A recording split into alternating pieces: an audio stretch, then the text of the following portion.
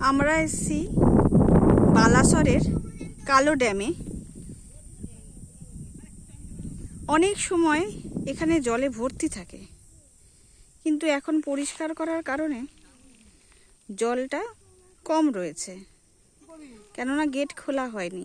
ওই যে দূরে দেখতে পাচ্ছেন, ওইখানটায় গেট আছে যেখান থেকে জল ছাড়া হয়। জল না থাকার জন্য এখানে নৌকাগুলোও চলছে না, নাহলে এই ড্যাম নৌকা করে ঘুরিয়ে দেখানো হয়। আর জল না থাকার কারণেই বাচ্চারা সবাই ঝিনুক করাতে ব্যস্ত,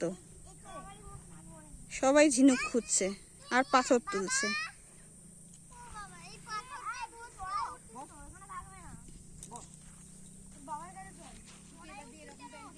আর এখানেই একটি পাহাড় আছে, খুব সুন্দর, ভীষণ সুন্দর। একটাই পাহাড়, ঠিক ছোটনাগপুরের মালভূমির মতো।